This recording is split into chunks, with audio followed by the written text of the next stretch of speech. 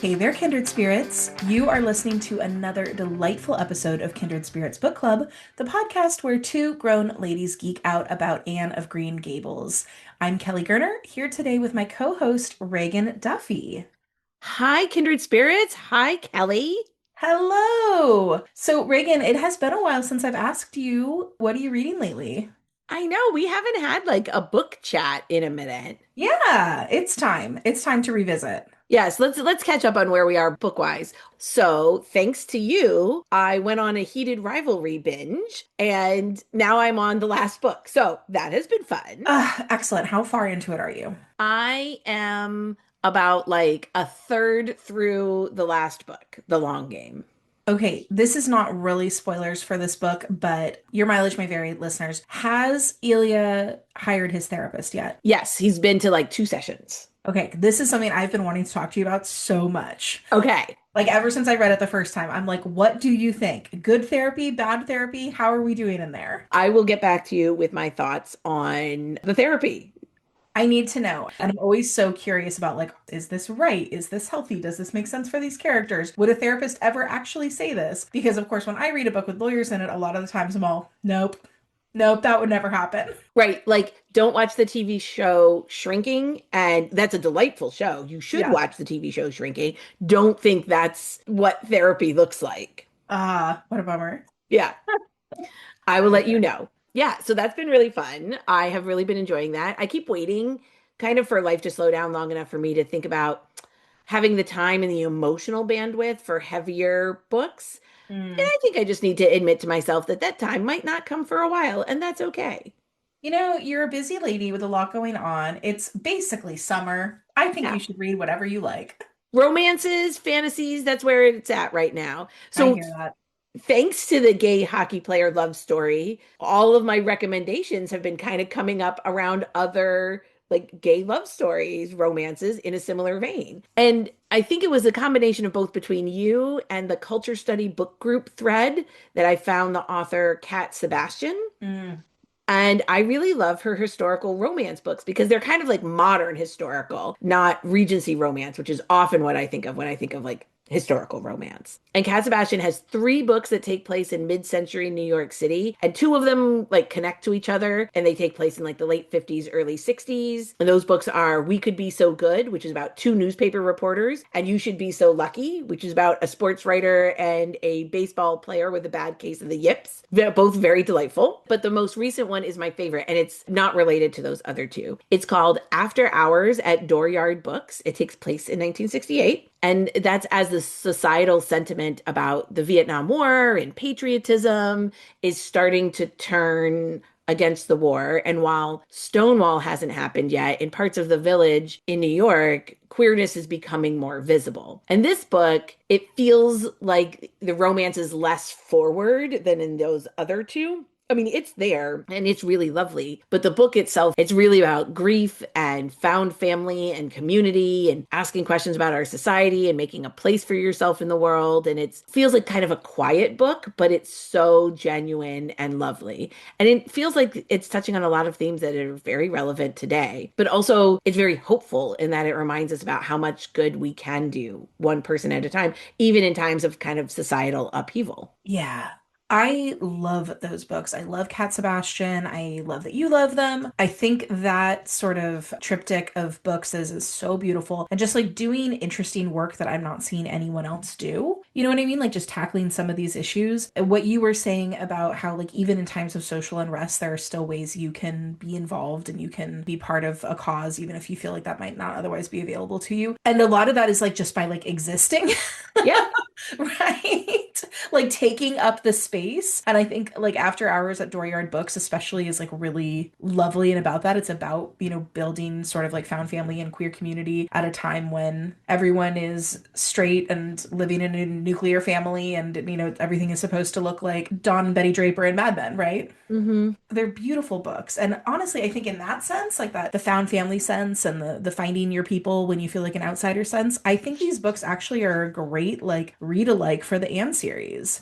I was thinking that too, that it really, because I was thinking a lot about, especially as we're going into this episode, talking about the overarching themes throughout the Anne books, right? This idea of found family, of non-traditional family, of Hmm. your neighbors and your community members and the small members of your community who pop up here and there, all of those kind of connect to create this space of where you want to be, making a place for yourself by surrounding yourself and connecting with other people. Go pick it up, you guys. We both really recommend this one. Yeah, I also read a couple of other fun ones. Well, one fun, one more serious. I read Overdue by Stephanie Perkins, which is a slow burn, friends to lovers, extremely halting romance between two librarians. So very book themed. So Nice. that's a very sweet book. And I also read when Corey McElhaney was on our Walter episode, he recommended the book Regeneration by Pat Barker. Yes, that one sounded so good. So I read that. That was really good. That one was the one that I read that recently that was not light and fluffy because Mm. it takes place in a hospital for wounded soldiers during World War One. And the main character is a psychiatrist who is responsible for kind of getting them patched up enough emotionally to send them back on the line, or if they can't be, to discharge them. So we're talking about a lot of shell Oh, shock, and we're talking about a lot of all of the different emotional ways the men are coming out of the war so damaged. And yeah. we see some fictionalized versions of the World War One poets, Owens and Sassoon. Fictionalized versions of them are also prominent characters in the book. So Oh, cool. Yeah. it really fit with a lot of our thoughts about World War One. It was an interesting book to read in companion with Rilla of Ingleside. Yeah, okay. I had that on my list after we talked about that with Corey, and now I really do want to return to it because it does sound like it dovetails really beautifully with our Rilla conversations. And, we have just spent so much time sort of in that universe, and I want to know more. I want to know more. Yeah. That sounds great. Well, how about you, my friend? What have you been reading? Oof. Well, I have just finished a couple of books that I truly, truly enjoyed, and I'd love to share them with the listeners. So both of these were actually picks for one of my book clubs, which is like a little bit more like literary fiction oriented. I have another sort of like romance book club that meets periodically. And then, of course, I feel like every time you and I talk, we're just having book club organically. But I do have like sort of a more serious book club where we try to like read like the big books. But because of that, like the selections can sometimes be a little hit or miss for me, right? I really would always prefer to be reading a romance novel. But the first book that we recently read that I really loved was The Wedding People by Alison Espach or Espach.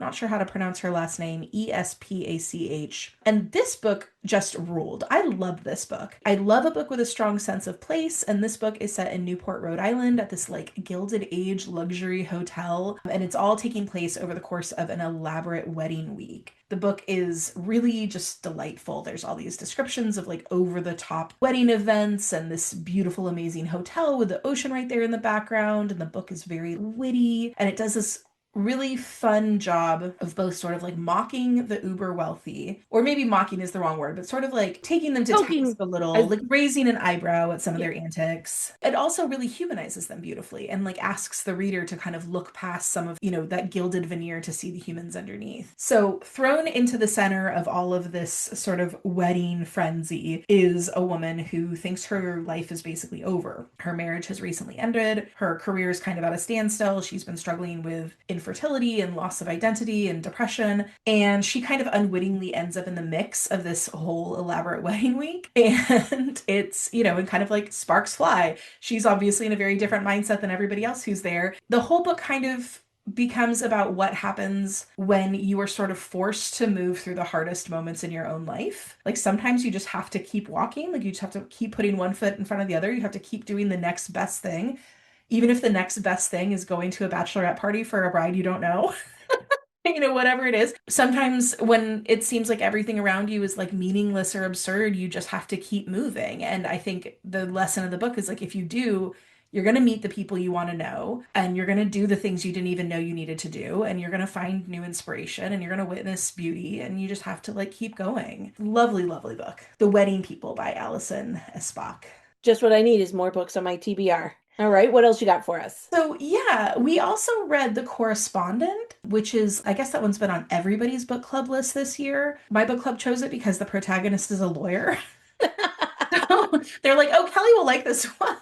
But what's fun about The Correspondent is it's an epistolary novel, so it reads really quickly, and it's kind of a fun puzzle to like put the plot together through all the letters that the main character is writing to her various letter recipients. And it's, a really just sort of enjoyable brain exercise to try to figure out what else is going on there. So the main character is in her 70s. She's a retired federal law clerk. Federal clerks are lawyers who support judges by writing and researching their opinions. It's actually a job I used to do. I really liked it. That was kind of interesting, that angle of it for me. But in this character's retirement, she's spending all of her time writing letters to like all sorts of people, friends and family, but also the author Joan Didion and the filmmaker George Lucas.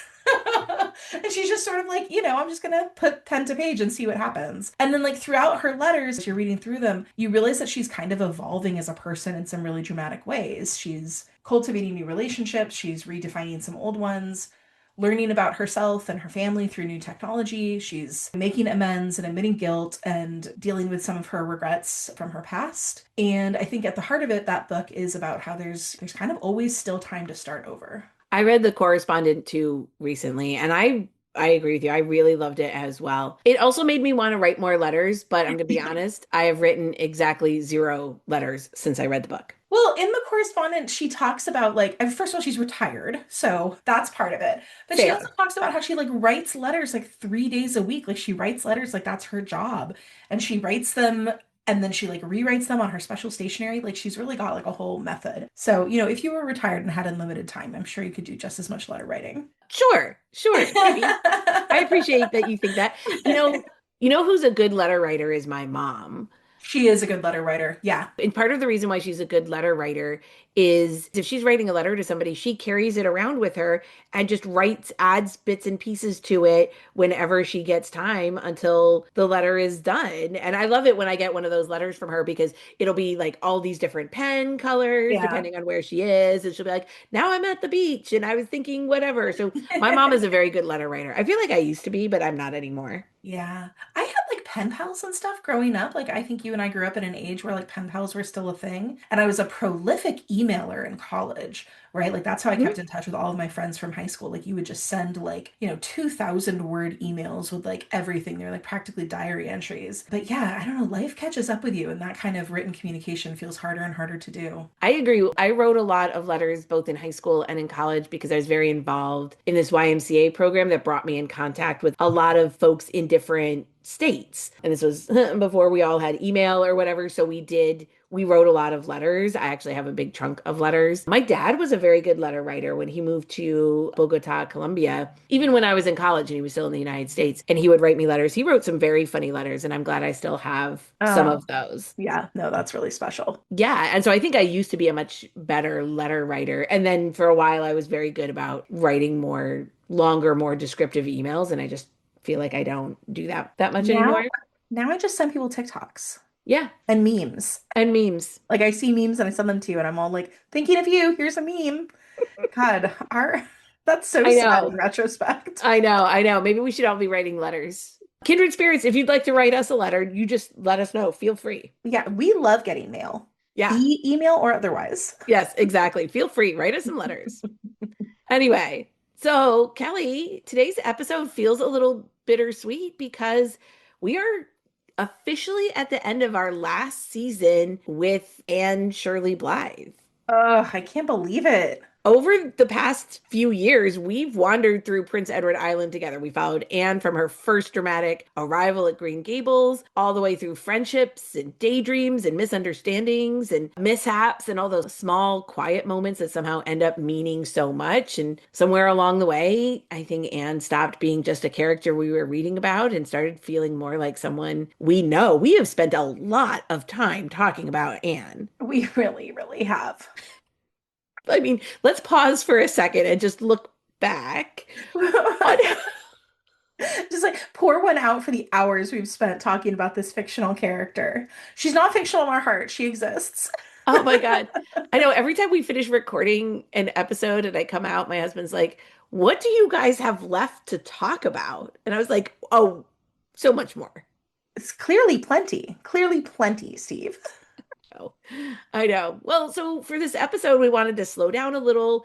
And instead of moving forward, we want to take a little bit of time and we look back at the series as a whole. We've been breaking it down book by book, theme by theme, character by character. So we want to talk a little bit about like what themes have stayed with us and what questions are we still turning over? What does Anne of Green Gables teach us about growing up and friendship and love and belonging? So today, let's talk a little bit about all of the themes that we are noticing connect all of the books that we have talked about a little bit. Let's look back a little bit and draw some connections. I can't wait. But real quick, tiny pause. Thank you for being here, kindred spirits. If this show has become part of your reading life, one of the kindest things you can do is leave us a 5-star rating or review. You can leave that on Apple Podcasts, Spotify, Pocket Casts, anywhere you listen. YouTube, we're on YouTube now. And that really helps other listeners find us and it keeps this whole project going and growing. If you do leave a review, please let us know. We will send you a little thank you, our Kindred Spirits Book Club sticker. You can find us on Instagram at kindredspirits.bookclub, where we hang out and talk about books basically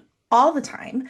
You can also email us at kindredspirits.bookclub@gmail.com. And another great way to help us keep the lights on is to shop our bookshop.org link, where you can purchase the books we recommend. You can also check out some of our favorite editions of Ella Montgomery books, and you can support both us and indie bookstores. So, who is the kindred spirit of the episode for us today? I mean, obviously, there's only one person it could be. It is Anne Shirley Blythe.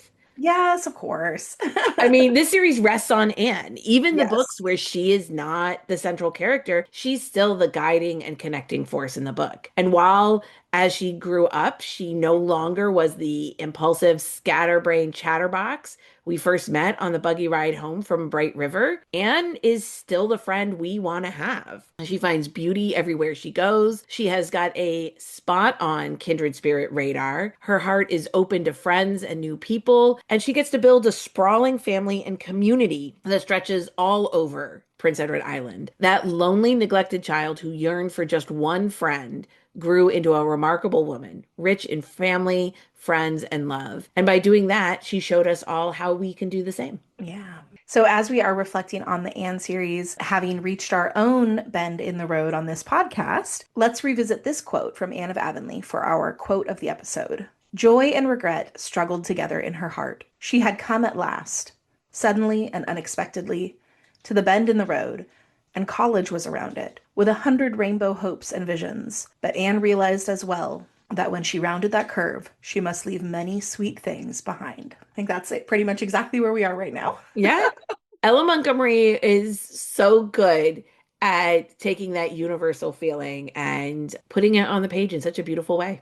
Yeah. Let's move into our story club today. When the two of us were originally developing the Kindred Spirits Book Club podcast, we knew we wanted to approach Anne of Green Gables slightly differently from some of the bookish podcasts that inspired us. Instead of going through the book chapter by chapter, which would have been maybe a more plot forward approach, we wanted to look at these books with a lens on character and theme. And you can see right from our first theme episode on Marilla and motherhood that's where we were going with this. And of course, we always do a plot recap to give you all a roadmap to whichever book we're talking about. But really, this show has been about ideas. What ideas and concepts was Ella Montgomery navigating when she was writing? What values and life lessons did we take from our reading of these books? And do these ideas change over the course of the series, over time, as we've interacted with the series at different points in our lives? So this has been a much deeper and richer mind for us than just going through chapter by chapter. And I think deeper and richer than we even anticipated when we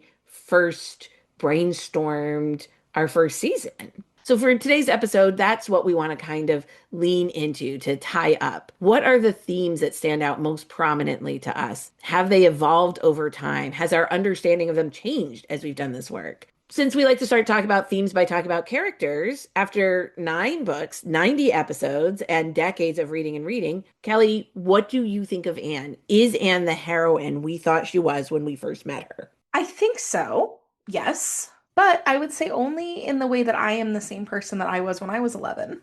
Right.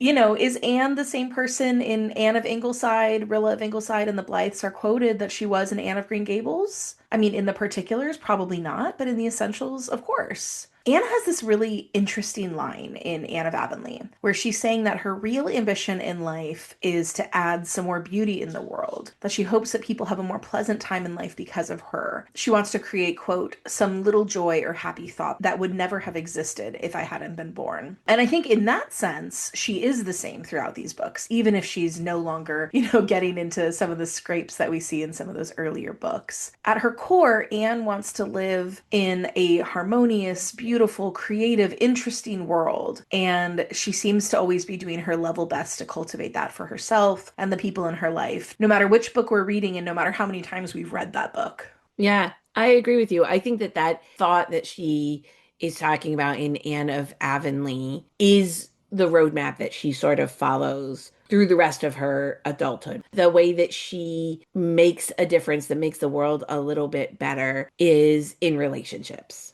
Mm-hmm. And I do think in that way, she is the same dreamy child that just wanted a friend that we meet at the very beginning of Green Gables, but matured and grown and in ways that she didn't necessarily predict, and we would not necessarily have predicted, Yeah. right? As we all do when we all grow up. Would 11-year-old Kelly recognize adult Kelly? Some Mm. ways, yes, probably. And in some ways, no. Yeah. Yeah. That is an interesting thing. One of the ways that we have conceptualized so many of these books as we've been reading them is around Anne's great existential query, which she poses to Matthew right in chapter 2 of Anne of Green Gables as they are driving home from the train station, when she asks, which would you rather be if you had the choice, divinely beautiful or dazzlingly clever or angelically good? And of course, 11-year-old Anne tells Matthew she couldn't possibly make up her mind to choose between those virtues. And looking back over the course of these books, where do we think Anne ended up with that? Okay, so I'm going to argue that Anne ended up exactly as she began. Because truly, when was she not beautiful, clever, and good? It's really one of the tragedies of Anne of Green Gables that this 11-year-old child was so convinced that she was none of those qualities, right? And that for so many years, she really based her worth and her value around achieving that level of beauty, intelligence, and goodness. But then, interestingly enough, certainly by the end of the books, we have a lot of textual evidence showing that by anyone's measure, Anne is in fact beautiful, clever, and good, especially in those later books. As we have all those other characters, like townspeople in Glen St. Mary, who are always commenting on her like unconventional, ethereal beauty and like. And then, of course, we see her academic and career success play out on the page. So, of course, we know she's bright, she's clever, she's intelligent. And then, beyond just being well read and smart in the academic sense, Anne also has that deep reserve of emotional intelligence, which allows her to lovingly mother 6 children, maintain important friendships across decades, and like solve all matter of intersocial conundrums. And all of that speaks to her goodness as well, I would argue, right? That community mindedness and her willingness to serve and give of herself for a greater good. Absolutely. And I think that 11-year-old Anne, she was thinking of those virtues in the extreme, not just Yes. clever, but dazzlingly clever, right? Not Hmm. just good, angelically good, not just beautiful, divinely beautiful. And so I think where Anne goes is to this idea of to be all of those things on a human level, right? And Mm-hmm. that is worthy. You don't have to be them at this highest, most immense ideal in order for it to be important. Anne is beautiful. And she'll even say, she's like, but I don't look like Leslie, right? Who she thinks Right. is like the pinnacle of absolute beauty. Anne is good, but she still has her moments of gossip and Hmm. matchmaking and internal pettiness. She's not an angel. She shouldn't be an angel. She's clever, obviously so, but she didn't become a great author. And at a certain point, that ambition to achieve all of those things at that platonic ideal level tapered off and became her sort of ordinary ambition to just sort of like be the best person she could be, which I think is like a beautiful takeaway from these books. Absolutely. And I think we've kind of talked about this before, but as she was loved for who Mm, she is, she had this proof that you can be ordinarily good and be loved. You can be ordinarily beautiful and be loved, that she was loved just for herself and for all of her flaws as well. Yep. Red hair, spicy temper, and all. Exactly. Exactly. Well, so if 11-year-old Anne were to ask that question to the adult Anne that we see in Rilla of Ingleside, if 11-year-old Anne were to ask that same question, what would adult Anne say to her? Mm. Well, I really hope that adult Anne would scoop little Anne up in her arms and assure her that she absolutely embodied all three of those values already. But I also think that adult Anne would take little Anne like very literally, right? She does that with children. She takes them fully at their word and she doesn't try to minimize or, downplay any of their sort of queries and crises. And I think she would tell little Anne that the thing that matters the most actually is goodness. I mean, I know adult Anne still appreciates and cherishes beauty and brilliance, right? She wouldn't be Anne if she didn't notice like a perfect moonlit night or a dazzling piece of verse. But I do think that if you asked adult Anne, like Rilla of Ingleside Anne, she would tell you, much like Marilla would have told her, that living a kind and moral and honest, service oriented life matters more than anything else. Yeah. And I think Anne is somebody that we saw grow into very quickly, grow into somebody who lives her values. Yeah.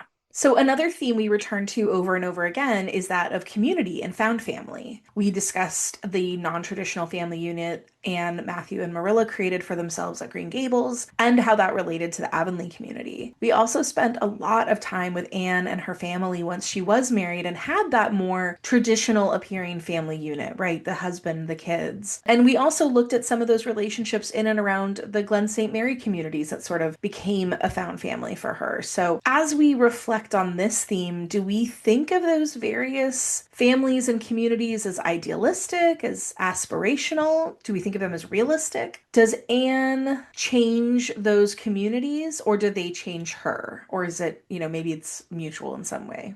Well, I think that's a really interesting discussion right here. This is something that we've talked about in bits and pieces over so many seasons, because as we've moved through the later Anne books, the books when Anne has moved away from Avonlea, first to Summerside in her timeline, and then to Glen St. Mary, it feels like the community that Maud was describing in those books is very different from Avonlea.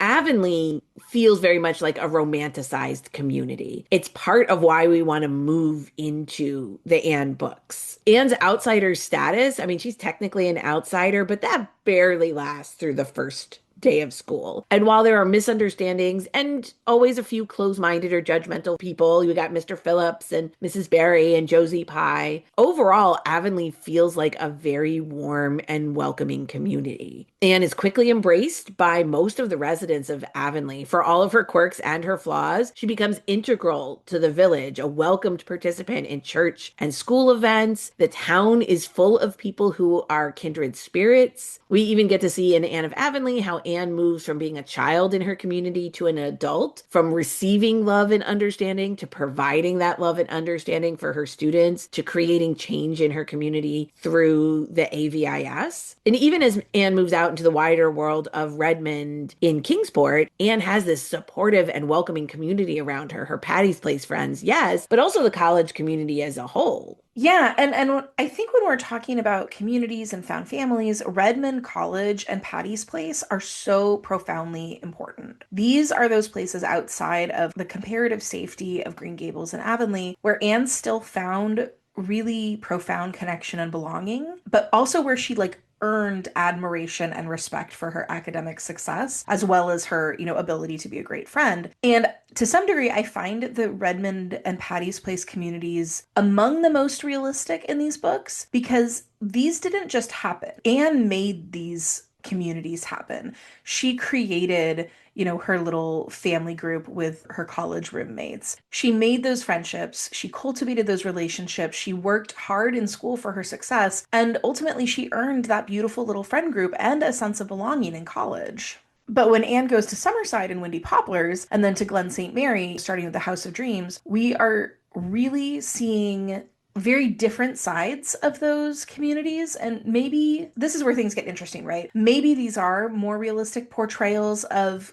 the kind of communities that we would see in everyday life. I don't know. What do you think? Okay, so well, in Summerside, in Anne of Windy Poplars, Anne is back to being an outsider, but it is Mhm. far different in a more vicious, like active Yes. way than she ever was when she first came to Avonlea, Yeah. right? Summerside is like specifically against Anne, spearheaded by that clannish, insular Pringle family. And while Anne does eventually break through the Pringles' social blockade, it's kind of by accidentally blackmailing them.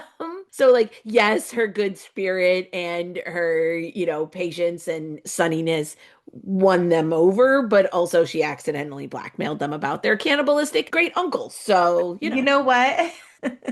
that part might be less realistic. You Uh, catch more flies with honey than with vinegar. In this case, you catch more flies with blackmail. Yeah, it really in Windy Poplars, we spend a lot of time with Summerside's like most unpleasant residents. I mean, I'm sure there's lovely people there too. We meet some of those too, but honestly, we spend a lot of time with cranky people. And Anne's success in charming most of those cranky people seems kind of to be due not just to her sweet nature, but to her very identity as an outsider. Like Anne alone can see them for who they are and kind of maneuver her way around them because she is an outsider and not kind of beholden to some of the same Summerside unspoken rules and mores. Right. Anne has the perspective to be able to kind of step back and be like, this is ridiculous.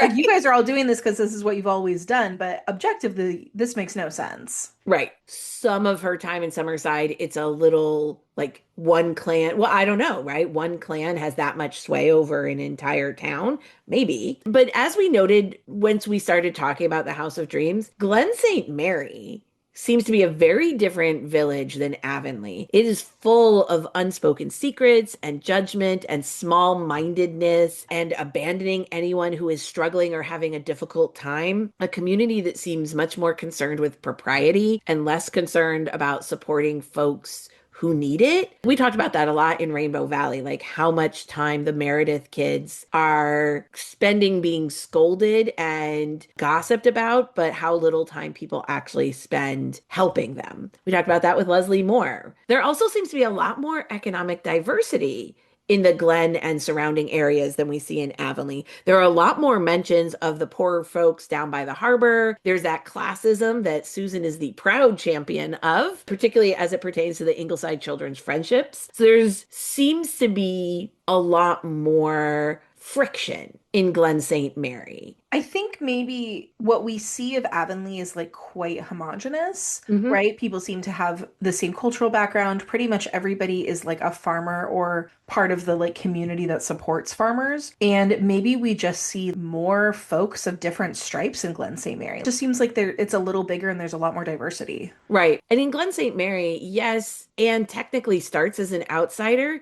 but she sort of gets to leapfrog over any barriers to being accepted by Yes. virtue of being the doctor's wife. Yes. And she has Miss Cornelia as a bestie.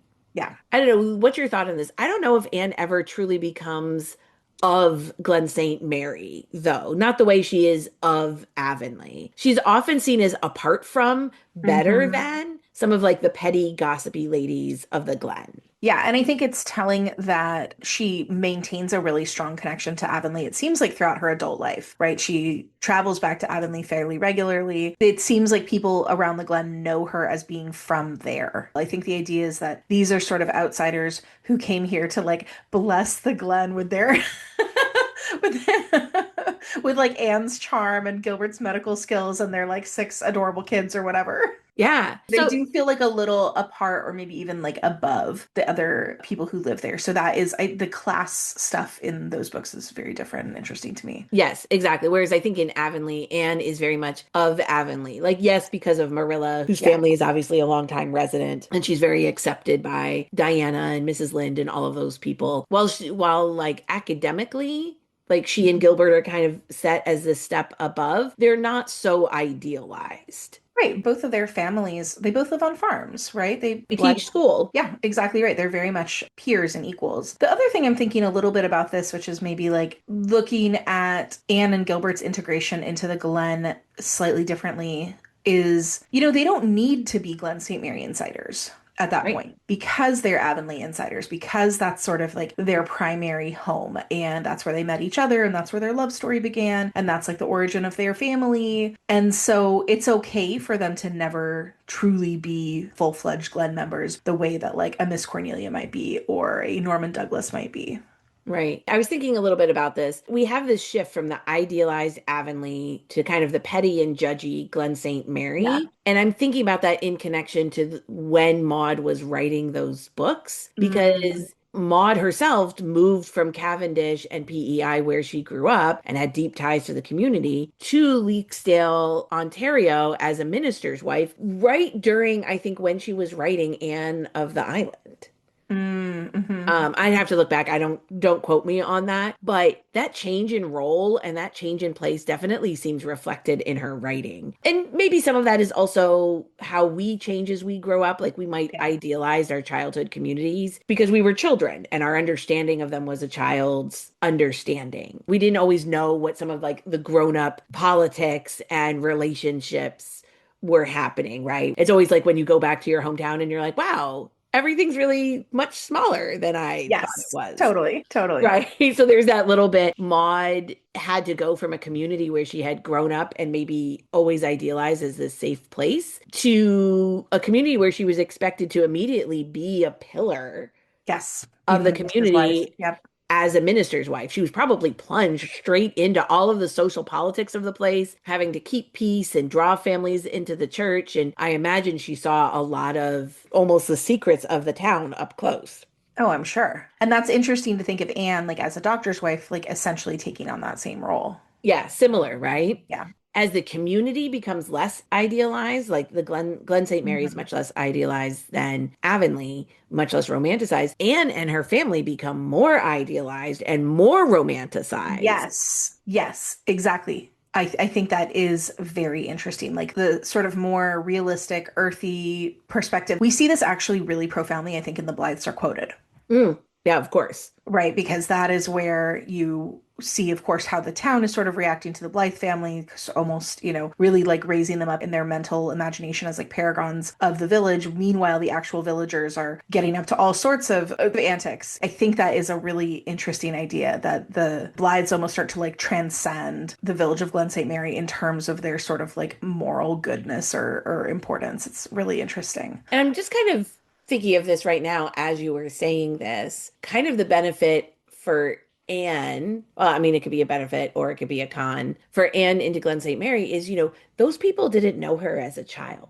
They didn't know her when she was scrawny and skinny and drowning in Barry's Pond or chasing a cow through a muddy field or accidentally setting off fireworks in her classroom. Small communities have long memories. And in Glen St. Mary, Anne arrived as a beautiful young newlywed to the Newtown doctor. Those folks can idealize Anne as an adult and as this perfect mom to her perfect children. Yep. But she goes back to Avonlea, and some of those ladies, and Avonlea was like, "Oh, Anne, do you remember that time Exactly. When you you fell off the ridgepole and broke your you put the ankle?" liniment in the cake, all of those Right. things. Like I'm sure all those stories are still there. I would wonder, like, if the roles were reversed, if the Anne of Green Gables had taken someplace else and Anne had moved to Avonlea as an adult, would that perspective be reversed? Would Avonlea feel as idealized as it does, Right. right? Or is the reason that Avonlea feels like such a perfect sort of utopian community, not just because she experienced it in childhood, but because she experienced it following a period in her childhood where she really was desperate for community and belonging. Right. It was so perfect because finally it Hmm. was a place to be loved and belong. Yeah, she wasn't really comparing it to much. Yeah, exactly right. But as a reader, I'd still prefer to live in Avonlea, but I'm not so sure I want to live in Glen St. Mary. Oh, I could happily live in Glen St. Mary because I would be friends with Miss Cornelia and she would make me Yeah, you laugh would. so much. And every day I would just like sit on her porch and shell peas or make a quilt and listen to her hot takes and laugh. That is the way that Anne experiences Glen St. Mary. I think there's that little I bit of think like, so. I'm just here as your amused audience. Yep, 100%. I think that kind of brings us to the next theme that runs through these books, right? Friendship, particularly friendships among girls and women. We have so many incredible examples of close, long-standing friendships in these books, and truly has a gift for making friends and for cultivating deeply loyal relationships. Diana Barry is, of course, Anne's first friend, her dearest friend in Avonlea, but we see that Anne really values and prioritizes female friendships in every community that she is a part of, from Avonlea to Queen's Academy, to Redmond College, to Summerside, to Glen St. Mary. Everywhere she goes, she makes these really deep and important friendships. So as readers, we get a front row seat to the evolution of those friendships from Anne's childhood and through her adulthood. And obviously, Anne's friendship with Diana is absolutely life altering for her. Finally, Anne has a real flesh and blood friend, not a reflection in a glass or an echo in a valley. And we see that Anne knows Diana is a kindred spirit immediately, maybe even before they met. She is so desperate for love and companionship. And while we joke about that, we do see that Anne's intuition for kindred spirits rarely misses the mark. But we also saw how her friendship with Diana changed over time as the girls moved in different directions, how that change felt really destabilizing to Anne at the time. But we also saw Anne eventually realize that she needed other friends too, friends for the new adult she was becoming, whether that was Phil Gordon at Redmond or Catherine Brooke in Summerside. We've got Leslie Moore and Miss Cornelia in Glen St. Mary. We see Anne most often in the company of other women, and we see how other women love Anne. Even Susan Baker, which honestly, for Anne's adulthood, Susan is kind of it's a Yes. weird relationship because she's Mrs. Dr. Dear and Susan. So there's obviously a status difference there. But Susan is the person that she is spending the most time with. Yeah, I love that Anne is a girl's girl, right? Yeah, she very When much is. We love Yeah. that.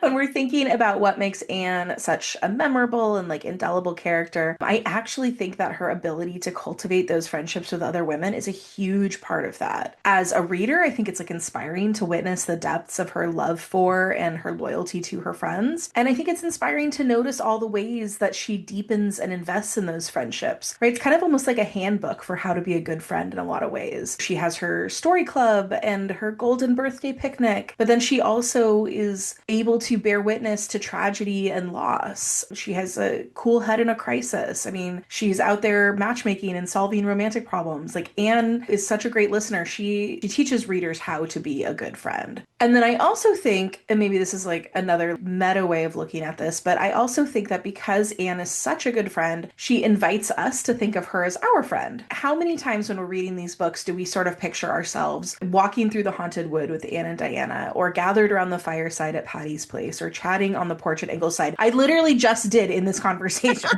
You're like, me, Anne, and Miss Cornelia. That's where it's at. we and so just like the very act of reading the books feels like spending time with your friends. Yeah, absolutely. Recently was reflecting on our episode in our first season on the graphic novels, and we asked my daughter what she thought of Anne of Green Gables, and that's what she said. I feel like if Anne was a modern girl, I would be friends with her. We would be good friends. Yeah. And I think when we talk about folks being kindred spirits, I feel like that's what we mean. We see Anne as somebody that would be our friend. Like it sounds really Yes. simple to say it like that, but honestly, I feel like that's true, right? I feel like that's true. Genuinely. And in every book, right, we talk about Mhm. how Anne evolves over the books, but you and I now are about the age that Anne is in Rilla of Ingleside. And the Anne in Rilla of Ingleside would be the friend that I would want at my side during a war.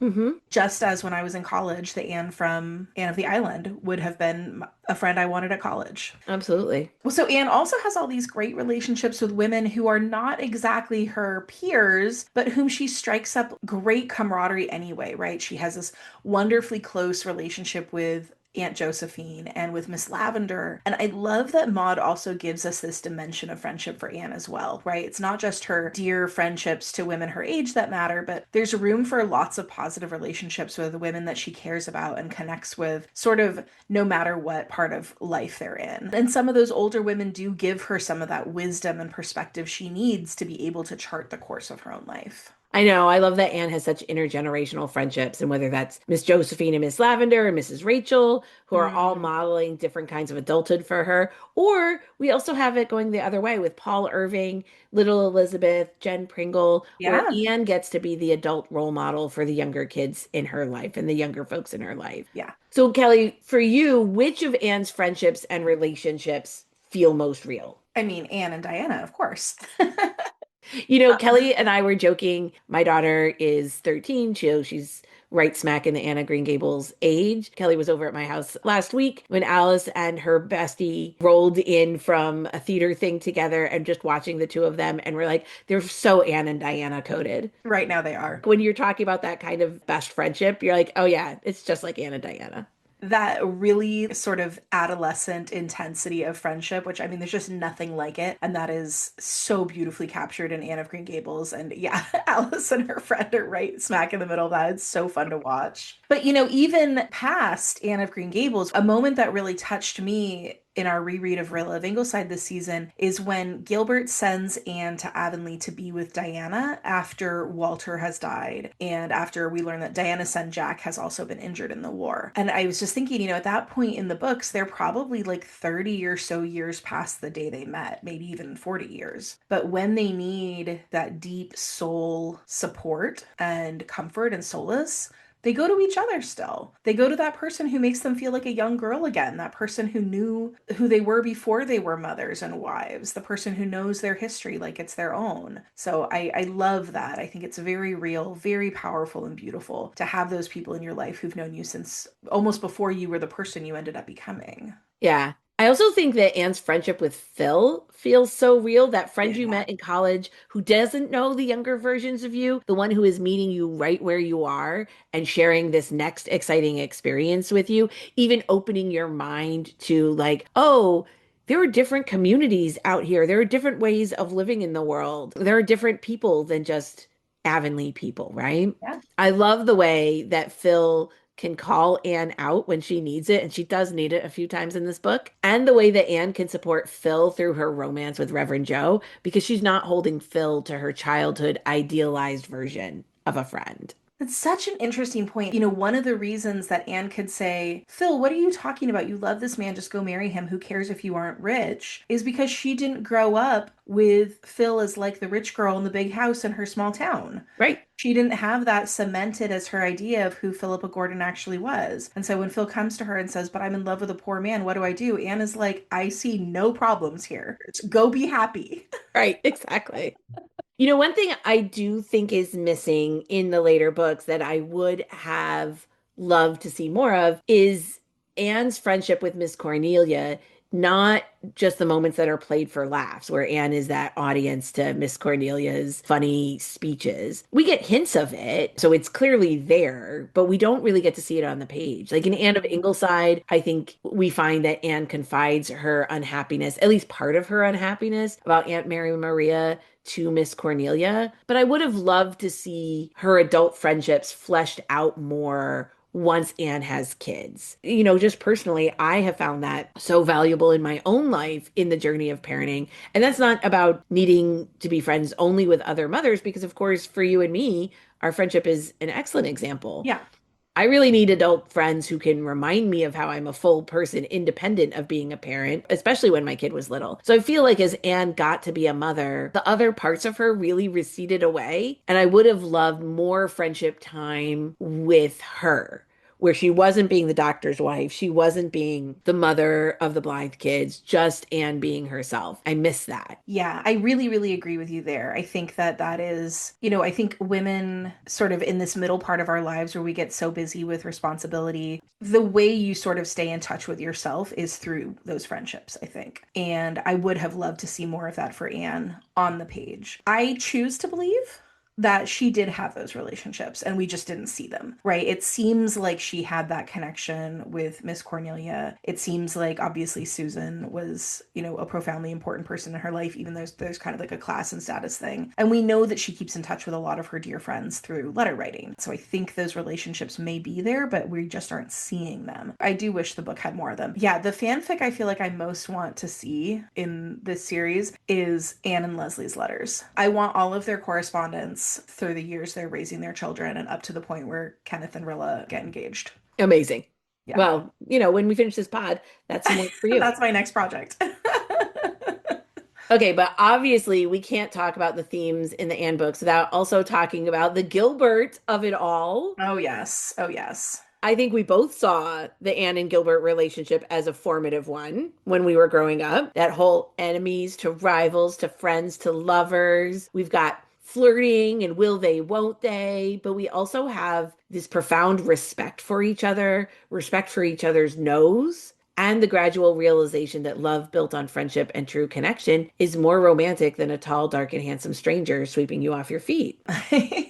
Yes. Yes, indeed it has. And so, Reagan, has your perspective changed at all on Anne and Gilbert's romance now that we've gone back for all these deep dives and also now that we know what their married life is like? Yeah, for me, I still love this love story. And Yeah. while it's still agonizing to see Anne push Gilbert's love away, now as an adult looking back on like that youth and romance as a youth, I can see how necessary this was for Anne's growth. Like as a kid, I was like, oh my God, Anne, just obviously he's the guy for you, right? But now as an adult, I can really see how Anne needed that. She needed to be confronted with her romantic ideal in order to let go of it and see how a deep friendship and being understood so profoundly by someone is actually very romantic. It's interesting watching Anne and Gilbert's marriage in kind of the bits and pieces we get to see in the later books. We see how much they love each other, even if sometimes other things get in the way. In Rill of Ingleside and in House of Dreams, we see that they're able to lean into each other in times of tragedy and loss. I don't love where their relationship is during the Aunt Mary Maria year, but I also think there's something realistic in there, the way that they kind of fell into a rut where Gilbert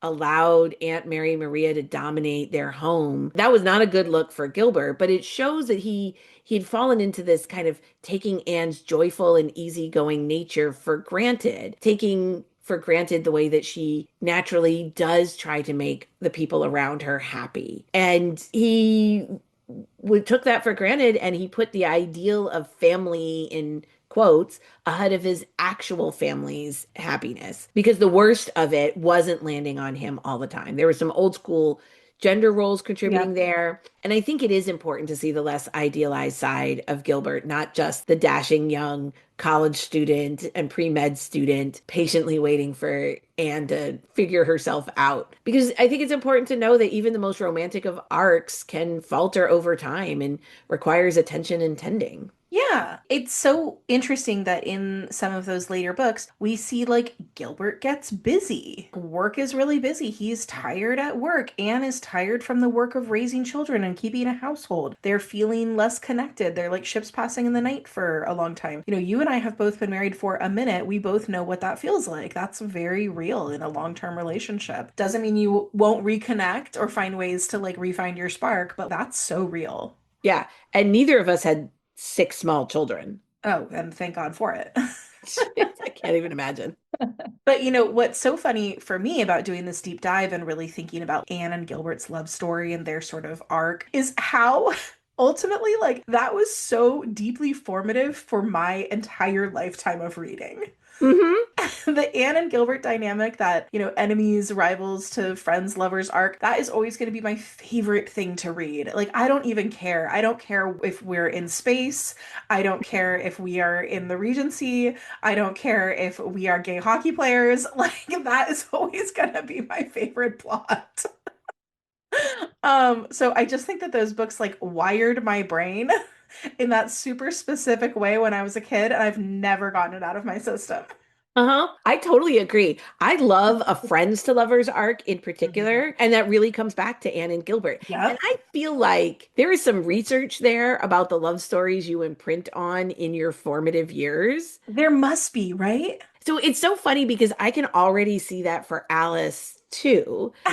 I mean, since one of her besties is you, a Yes, lady who true. introduced her to the idea of romance tropes early on in life, far earlier than I ever even knew what they were. I was like, allow me to tell you, there's only Right. one bed. Exactly. Alice already knows that her favorite trope is grumpy sunshine, and she's had a specific book that is like her romance reading origin story. And it I was love funny, that. like I I love watched it that. happen in real time Yeah, where you're like, yeah.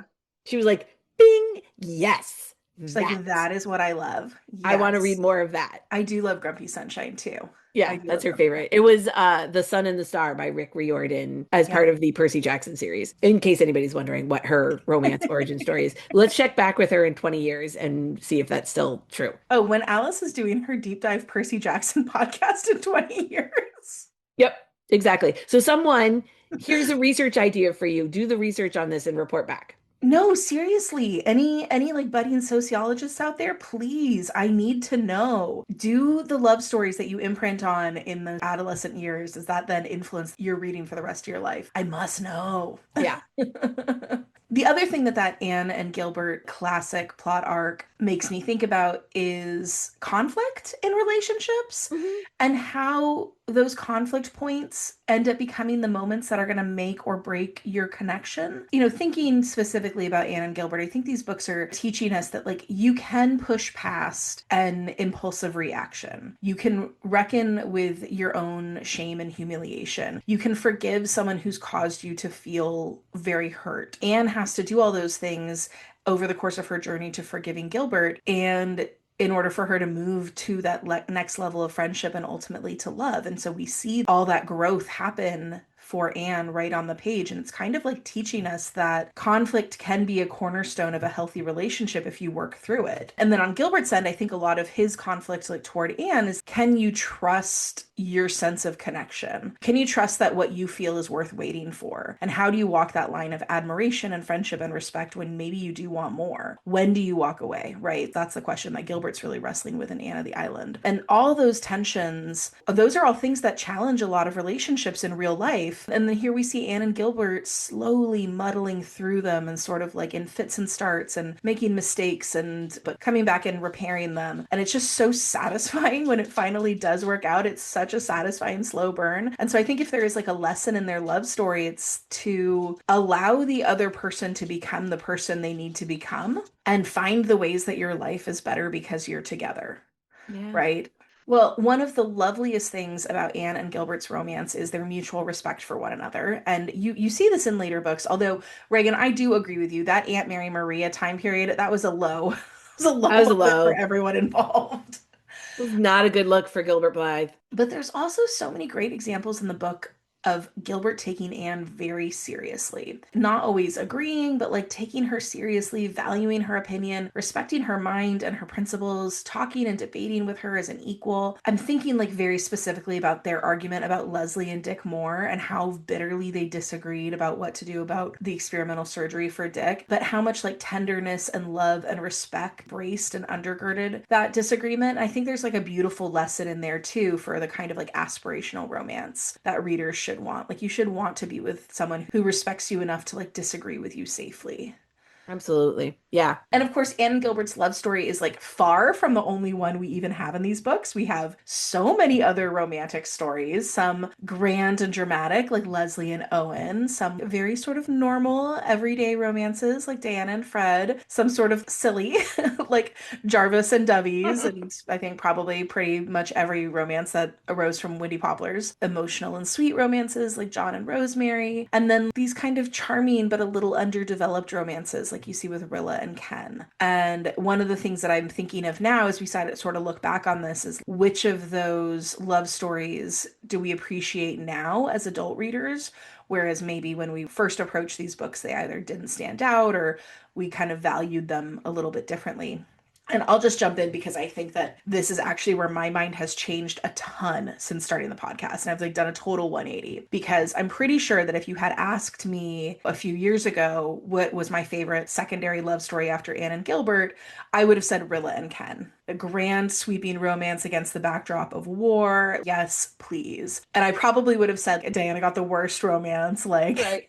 So boring. save our girl from such a boring guy. But whether it's our close reread, whether it's our ages and life experience or what, I have to admit that now I quite like Diana and Fred. And I really admire Diana particularly for being able to recognize when a good man was standing in front of her and claim him and say, yes, you might not be the man that I wrote about in my story club stories, but I know that we are going to be happy together. And I know we have the same values and come from the same place and we are going to have a good marriage. And it seems like that's true, right? They were married for a long time, as far as we know, had 3 kids and a lovely little life not far from where they grew up, you know, probably Avonlea pillars of the community. And I bet they were perfectly happy with all their choices. Yeah. Poor Fred got such the short end of the stick in Anne's estimation. I know she was so critical of him, and he probably made her bosom friend happy for decades. Yeah, exactly. And meanwhile, Rilla and Ken's like wartime romance feels very over hasty to me now. We talked about this, but I really worried that it was sort of just based on their ideas about who the other one was rather than who the other one actually was. Maybe because they started courting when Rilla was 15. I don't know. No, I totally agree. That was the interesting thing about going back and reading Rilla critically Yeah. for this podcast is it strikes me how Rilla's romance with Ken is so young. Yes. It feels so young, that intense crush that's less about true love and more about the ideal. I mean, that's similar to where Anne was at that age, but the difference was Anne crushed on like imaginary men, Yep. fictional men at that age. She was not interested in pursuing anything with an actual boy when she was 15. Gilbert or no, any actual boy she was not really ready for. And Ken is idealizing Rilla too. And the high stakes of war, that's what pushes their romance into something more than it had to be. And of course, like you as a kid, I thought that that wartime setting like highlighted the romance, the need to find out now if they're a real thing. Right.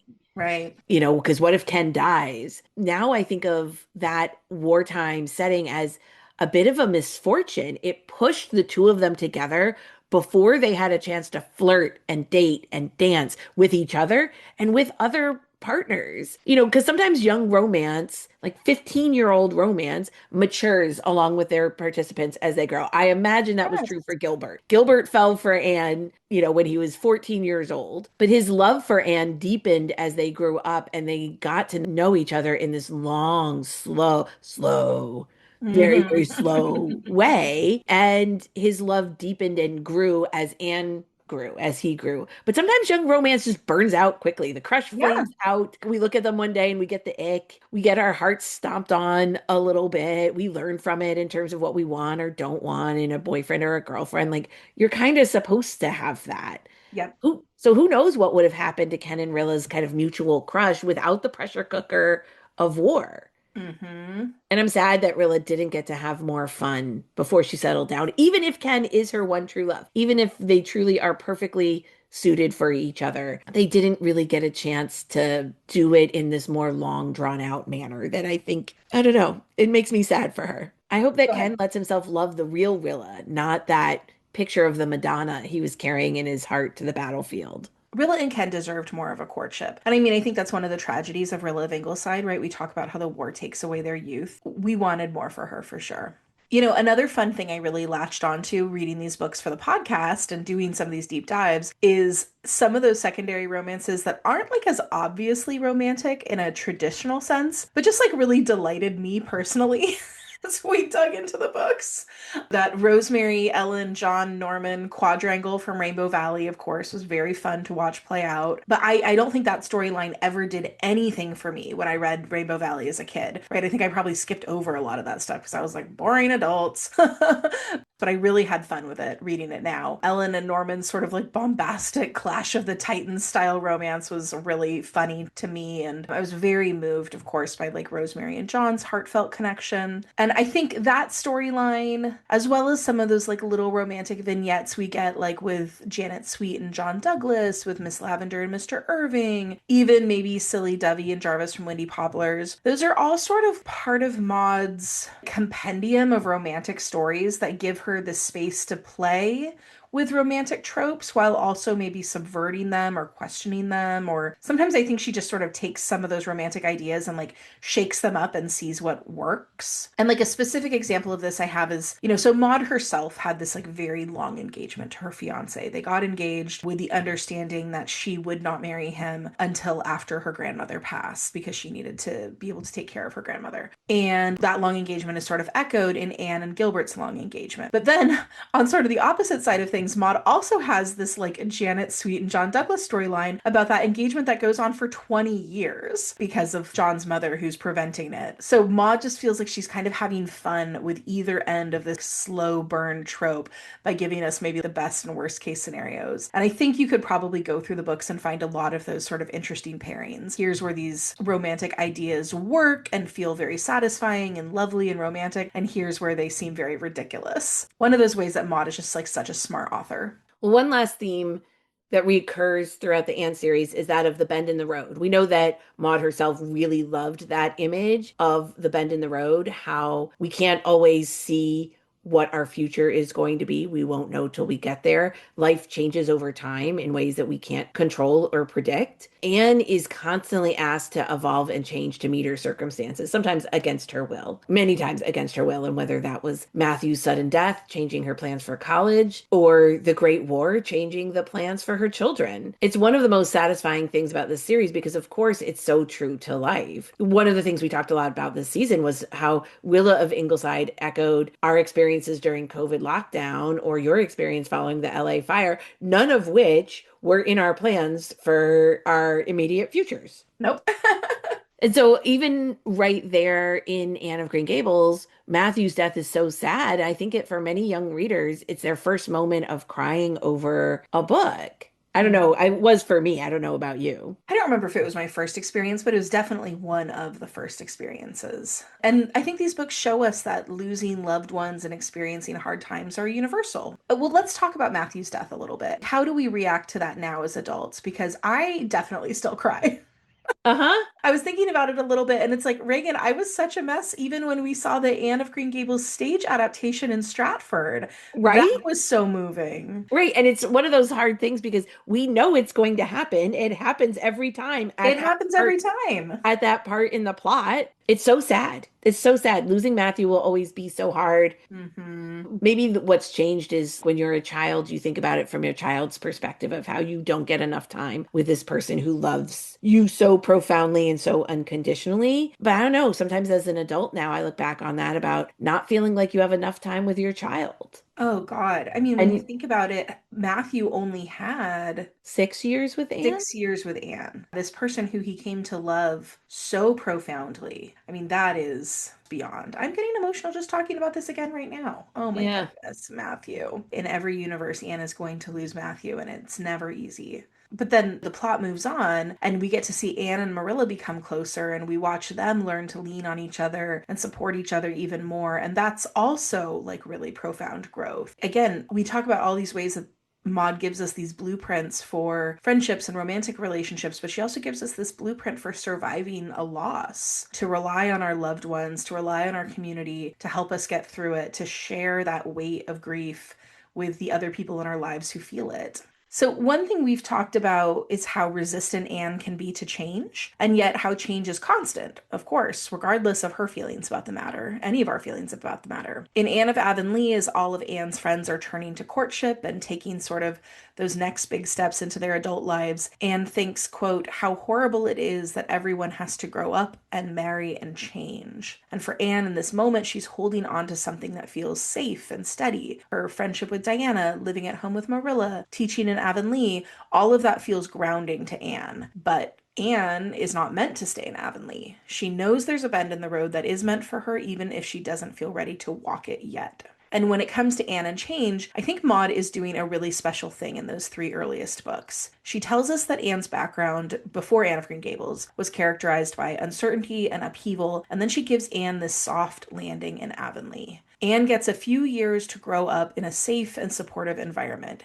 Yes, there are fits and starts, plenty of mishaps and misunderstandings, but overall, that is a positive and loving experience for Anne. The whole entire time, though, all through those first couple of books, the reader knows that Anne is a little too much for small Avonlea. Her imagination is too big, her ambitions are too lofty, her intelligence and drive, we know they are going to take her beyond that village. So it's this sort of push-pull narrative tension with Anne and with change. Not will she eventually leave, but when will she leave? And what needs to have happened to make that a safe decision for her? And I think that that's the point of Avonlea, right? That Anne can go out to meet these new changes in the world because she has this safe place in the village to start from. Yeah. And a safe place that she can always go back to. You know, as we were crafting this episode, one of the themes that really came out to us that we have not specifically discussed in these books as a whole, even though it's very present and a very consistent through line, is the theme of hope. That sometimes the best thing will happen, not the worst. That Mhm. love and beauty and joy are always up around the bend if you are willing to look for them. We see that in Anne from the minute she meets Matthew. That's why she charms him. She sees beauty all around her. She's thrilled for the chance to live at Green Gables. Anne sees the best in everyone, and that joy and hope are what make Anne such a refreshing character, right? She's not jaded despite her difficult early life. She wants to love and be loved despite having very little love in her life so far. And she lets Mhm. other people tune back into joy and beauty all around her. And we see that throughout the books, the way that Anne's ability to find happiness is contrasted with those side characters who are always complaining and see the worst in everything. They're often played for laughs, but we all know real people like that. And while there is sadness and tragedy in Anne's books, there's so much love and so much joy. And that's powerful. It takes great courage to stay open to life and love like that. It really does. And I think that theme of hope is somewhat arm in arm with the theme of change, right? As change in life is inevitable, it is so vital to trust that good things are coming. It is vital to trust that eventually things are going to work out, or you're going to figure it out, or we're going to land in a place that we can manage. And it's vital to believe that change can be scary, but will also ultimately lead you to a better place. I think these books do a wonderful job of teaching us how to do that. Reagan, do you like these books better now? Or do you think that your relationship with them is like more complicated now that we've spent so much time with them in this way? Or both? Yeah, I mean, both for sure, right? Yeah.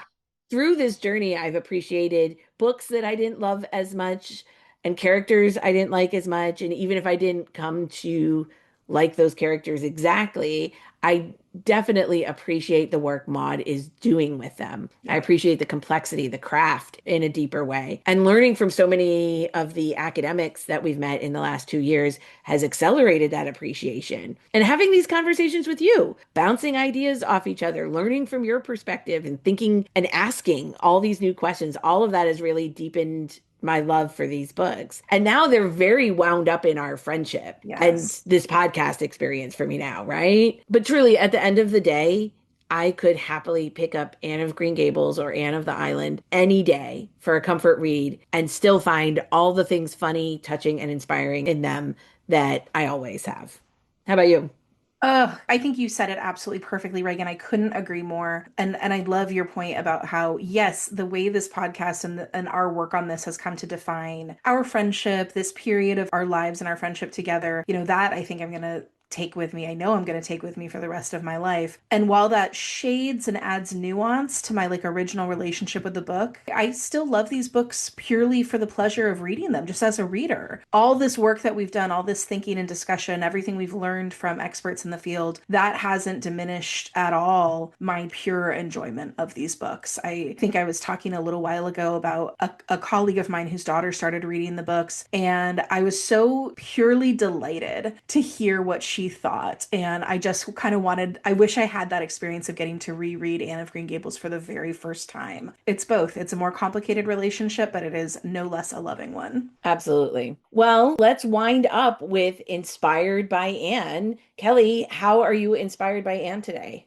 Oh, okay. So I am going to return a bit to a well that I visited a couple years ago for another episode, but I wanted to remind the readers of one of my favorite publishing imprints called Persephone Books. And Persephone Books is a UK-based publisher that focuses on 20th century women writers, particularly 20th century women writers whose books have kind of fallen out of print. I think I previously recommended a specific book that was published by that house in another episode, but I really want to just kind of turn you all on to their website generally. If you are looking for Ella Montgomery read-alikes, check out Persephone Books. They have done the work of digging deep into the publishing archives, finding the women writers who were doing this kind of work, talking about community, talking about family, talking about sort of women's issues from like a mid and early 20th century perspective. They're finding those books and they are making them available and they're publishing them in like beautiful collectible formats with lovely covers that look beautiful on your shelves and gorgeous end papers that are inspired by fabrics that were used at the time the books were originally published, which is a really fun detail. So go check out Persephone Books. I think there's this like a treasure trove of interesting women's fiction there.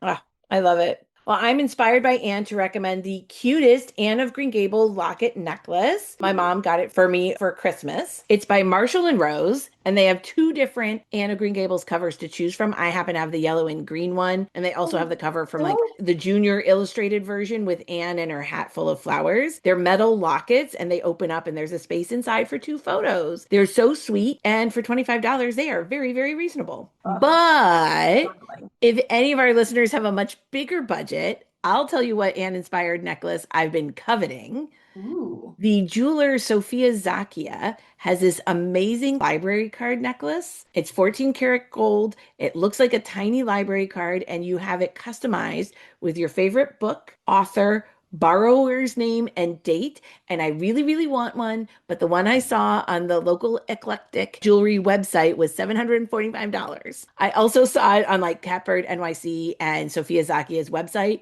for like $890. They Oh also my have a rose goodness. gold option. So if anyone out there wants to buy it for me, I promise I would wear it every day. This is beautiful. It's I gorgeous. And I love that you can customize with the borrower's name too. So it's like you could put your name or you could put another character from the book or something like that. These Oh are yeah, really, really charming and lovely. I really want one, but They're so pretty. I need an occasion to justify that for myself. Yeah. There's got to be a big anniversary coming up, right? Sure. In which my Sure. husband could buy me an Anne of Green Gables themed necklace. Please, please. As you said, Anne and Gilbert's love story has inspired your sort of romantic imagination. So he owes a great debt to Anne of Green Gables. That's so true.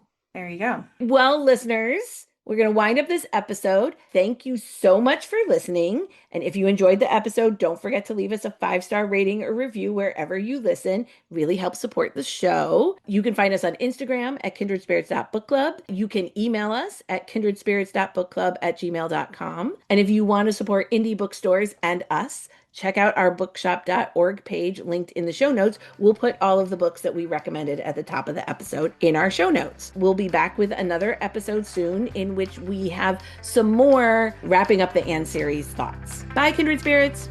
Bye, kindred spirits.